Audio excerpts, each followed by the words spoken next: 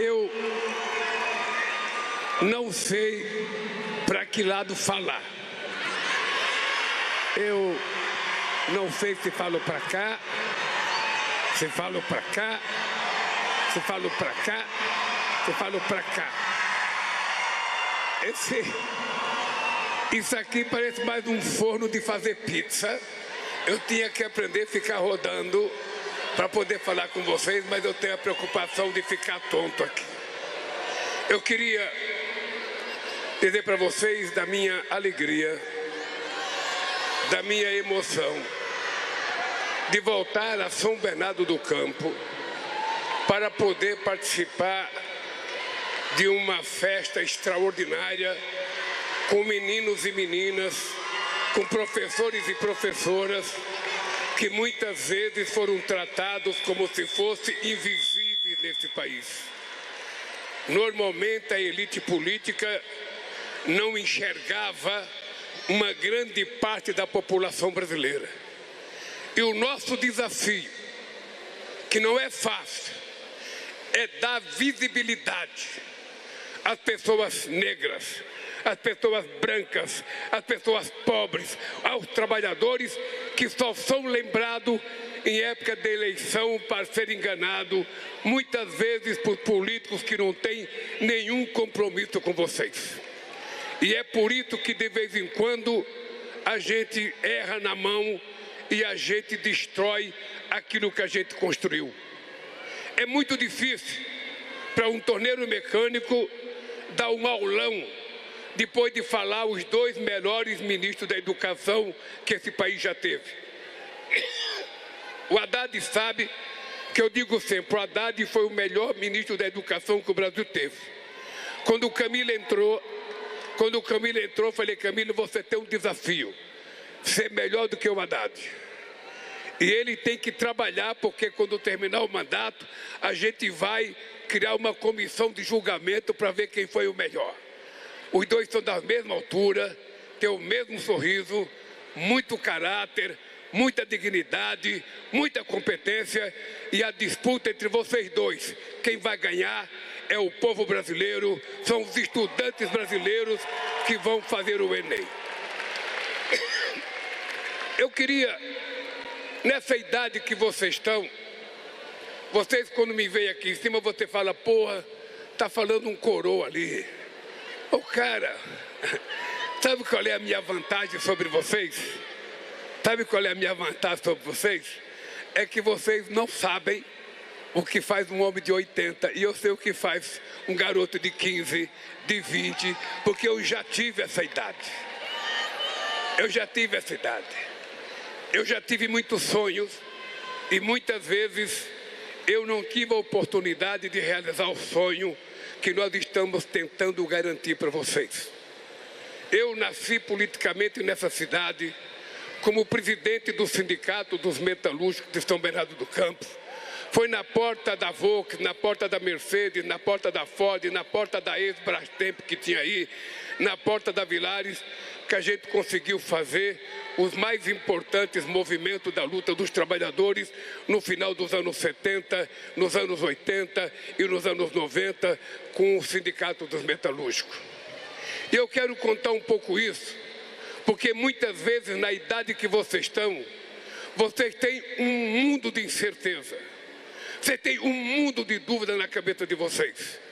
E eu vou contar uma história para que vocês nunca tenham dúvida da capacidade que vocês podem ter de vencer. Eu sou de uma cidade, lá em Pernambuco, onde as crianças tinham muita possibilidade de morrer antes de completar 5 anos de idade de fome. E eu sobrevivi. Eu digo sempre, eu fui comer um pedaço de pão pela primeira vez com 7 anos de idade aqui em São Paulo. Eu não tenho diploma universitário. Eu tenho um curso primário e tenho um curso de torneiro mecânico.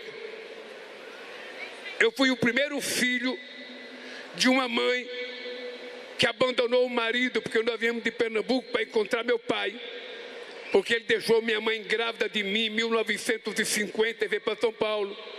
Em 52 a gente veio atrás dele e ao invés da gente encontrar o pai que saiu de Pernambuco, a gente encontrou um homem casado com outra mulher e com uma penca de filhos.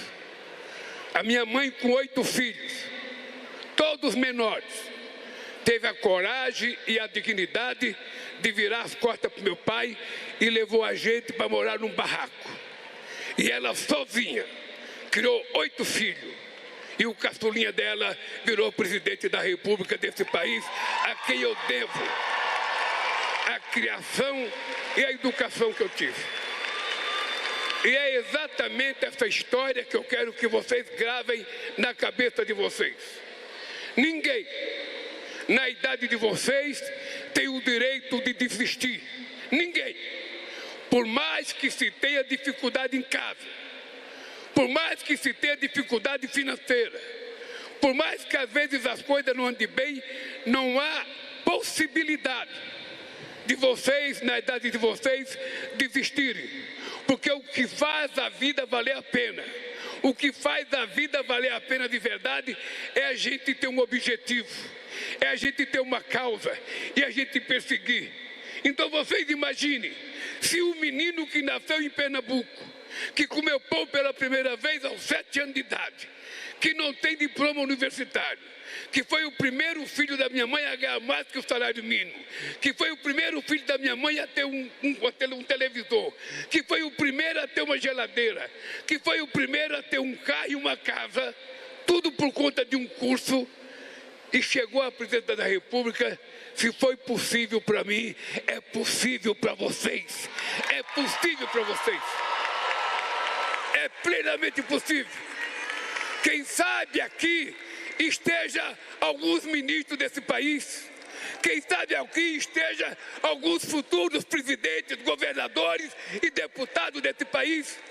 Porque vocês não podem desanimar. E quando vocês perceberem que a classe política não representa vocês, pelo amor de Deus, não desanimem. Não desanimem. Quando vocês verem que a classe política está querendo aprovar uma lei, sabe, que garanta a impunidade de ladrão, ainda assim não desistam. Entre na política, porque o político bom está dentro de vocês, não está dentro deles. Por isso não desistam nunca. Não desistam nunca, pelo amor de Deus. O pai e a mãe de vocês, por mais necessidade que eles tenham, o maior sonho deles não é deixar riqueza para vocês, é deixar uma profissão, é ver o filho ou a filha se formando, para que ele possa ter independência na vida. E eu sou fanático.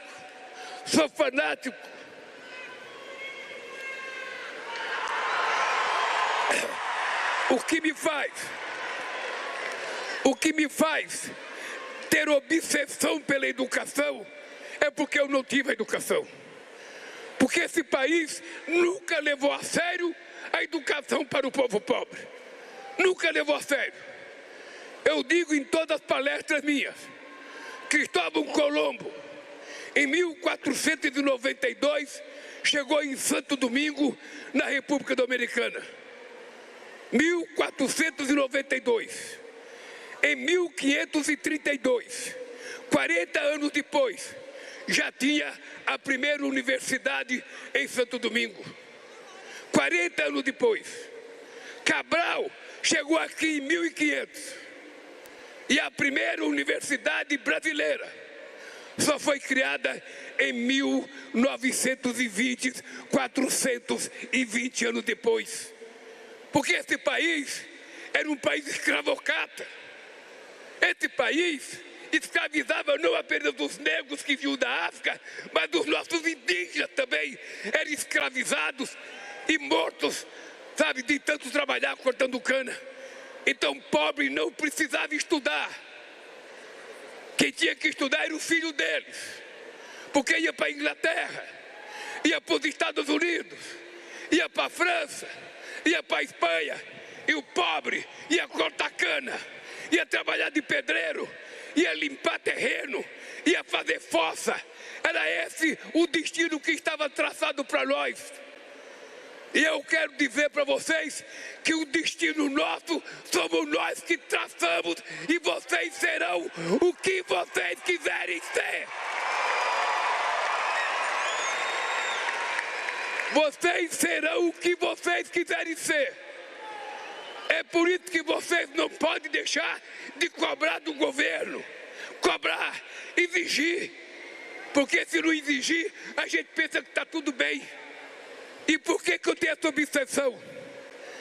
Eu sei o que é um trabalhador sem profissão procurar emprego. E sei o que é uma menina sem profissão procurar emprego. Eu sei a quantidade de assédio que a menina sofre quando vai procurar um miserável do emprego para levar o pão para casa. Muitos engraçadinhos ficam chantageando as meninas.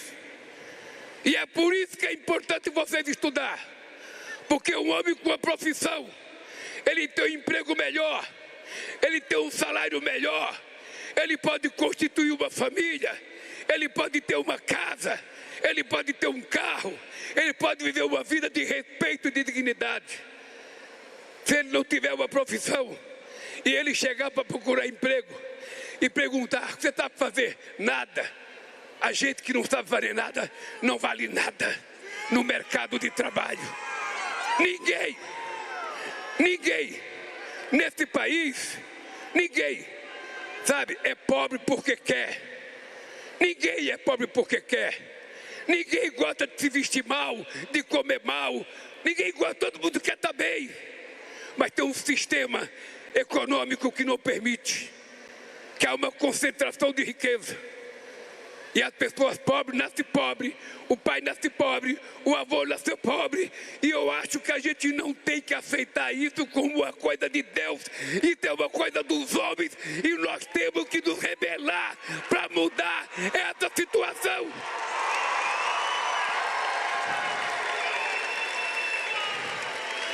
Uma menina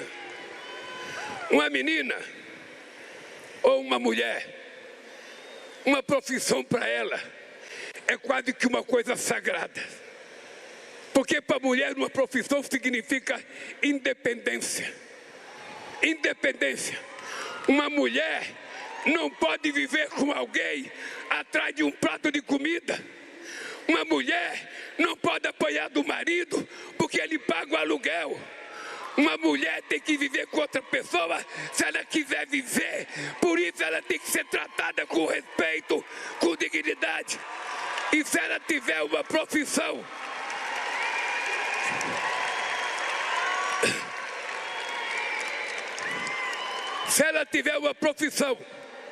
ninguém vai fazer desaforo para ela. Ninguém vai tentar fazer gracinha para ela.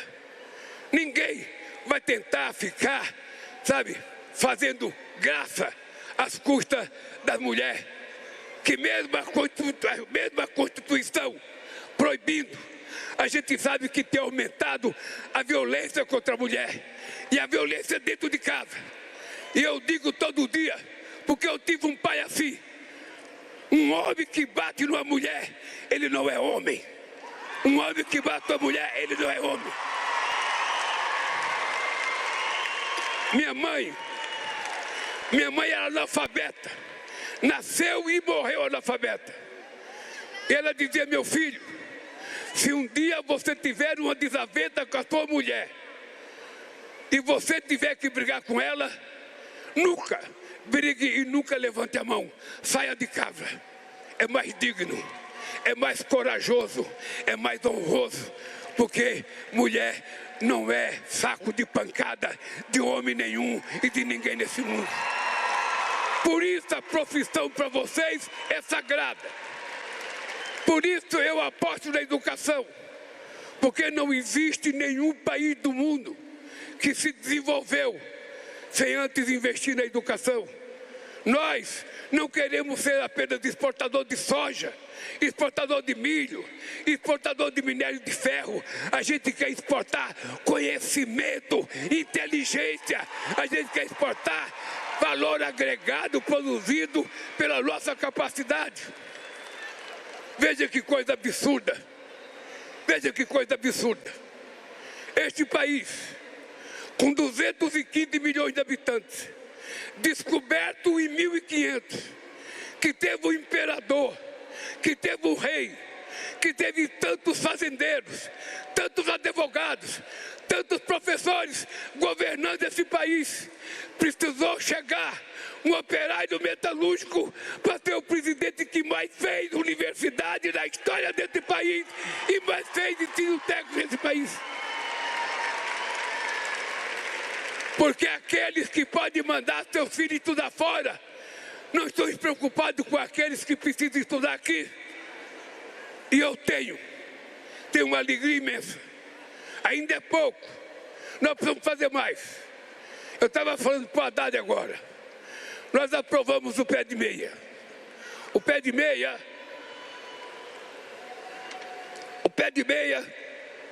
nós aprovamos, companheiros deputados e deputadas e prefeitos.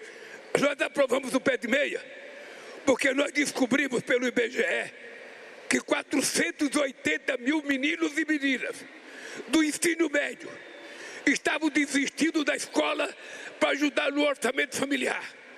E um governo que deixa um menino ou a menina desistir da escola por falta de incentivo financeiro não é governo, é uma tranqueira.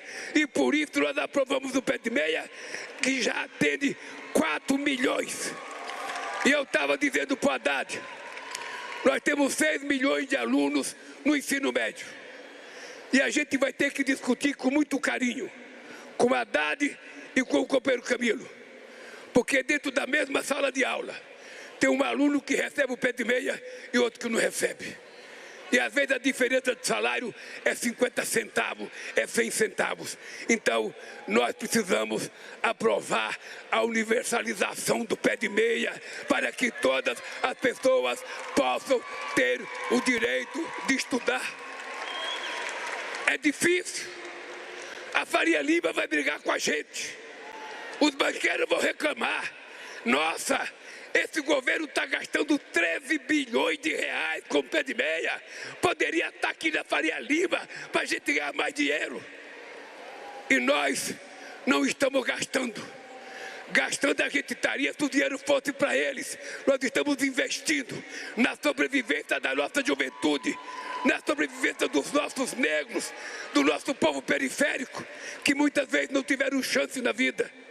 É por isso que nós criamos uma universidade chamada Unilab, uma universidade entre Brasil e África.